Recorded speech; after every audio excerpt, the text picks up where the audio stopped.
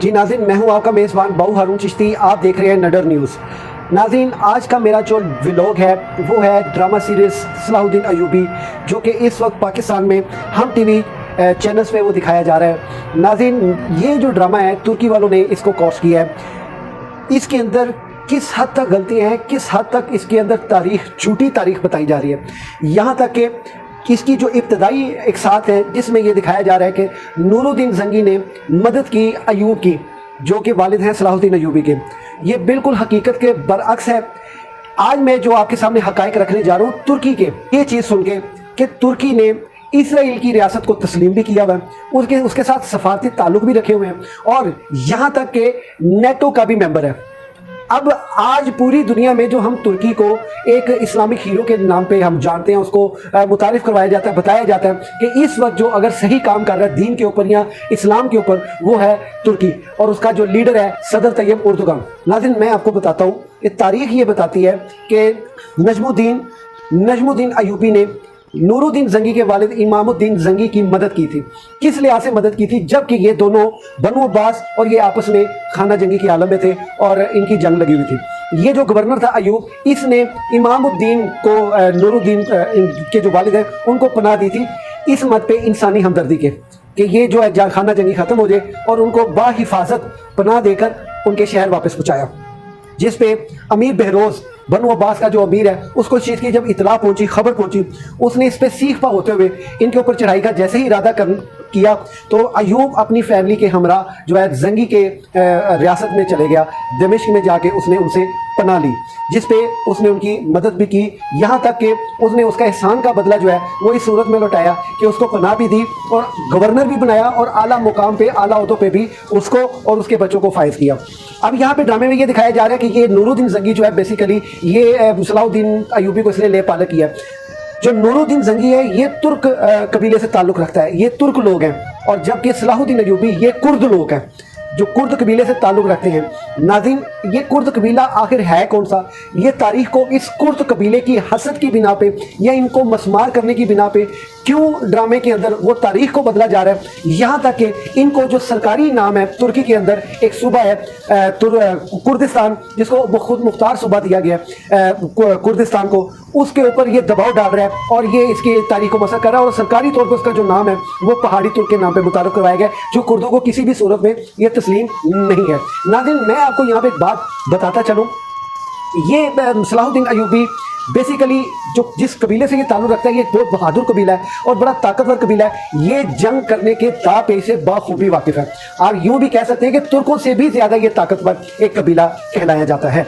नाज़रीन, इस कबीले को मसख करने के लिए ये पहले मैं इसकी आपको हिस्ट्री बता दूं कि 14वीं ईस्वी सदी में इनके कबीले को या इनके ख़ानदान को सल्जूक हुकूमत ने इनको कुर्दिस्तान, शाम के मशरक़ी वस्ता में इनको जगह दी और कुर्दिस्तान के नाम पे इनका जो है वो सूबा और एक रियासत जो है इनको दे दी कि आज़ादाना तौर पे आप अपना जो कि, यहाँ तक कि इनको दबाव का शिकार इसलिए रखा कि इनके अंदर एक सलाहुद्दीन अय्यूबी जैसी जरी शख्सियत पैदा हुई है।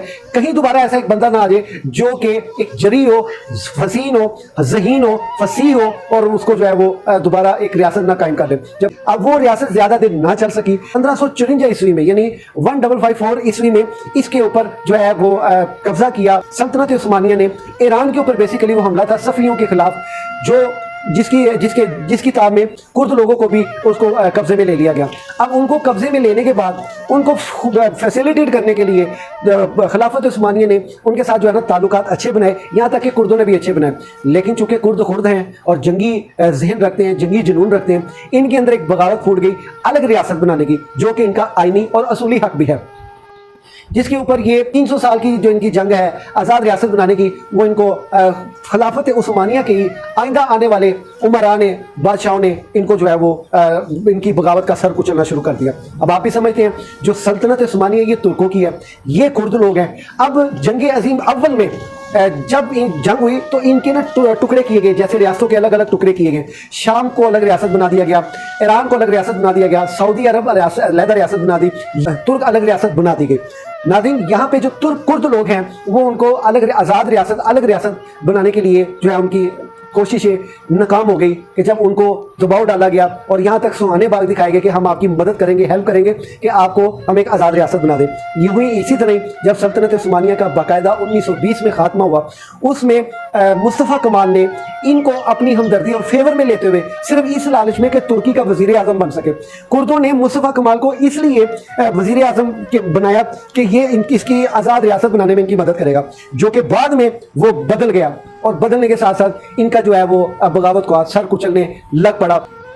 1935 में शेख सईद के क़यादत में इन्होंने फिर बगावत का सर उठाया अपनी रियासत के लिए, अपनी कुर्द रियासत बनाने के लिए, जो कि बहुत बुरी तरह मसल दी गई। यहाँ तक कि 1980 में भी कुर्दों को अलग रियासत बनाने के मद पे जो है इनका बहुत कत्लेआम किया गया और इनका कत्लेआम करने वाले भी तुर्की ही हैं।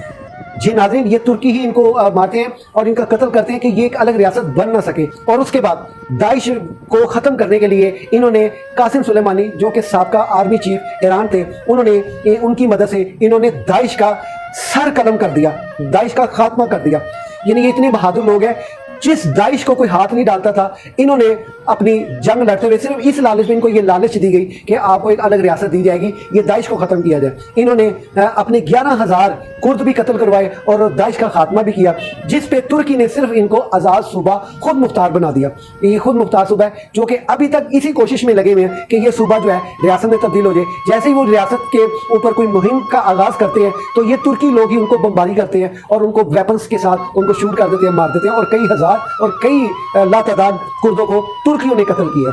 नाज़रीन, ये होश रुबा और ये दिल को तकलीफ पहुंचाने वाली तारीख आप तक पहुंचाने का मकसद सिर्फ ये है कि आज जो तुर्की हीरो बना हुआ है, ये ड्रामे क्रॉस करके या दुनिया को ये दिखा रहा है कि इस्लाम की सही मानों में अगर कोई खिदमत कर रहा है तो वो तुर्की कर रहा है, ये बिल्कुल गलत है, क्योंकि ये तारीख को बदला गया है। अर्तुगरुल गाजी ड्रामे में भी काला का सार जो किला था, वो किला हकीकत में उस्मान गाजी ने उसको फतह किया था, जो कि ये अर्तुगरुल गाजी के हाथों से भी वो किला फतह करवाते नजर आ रहे हैं।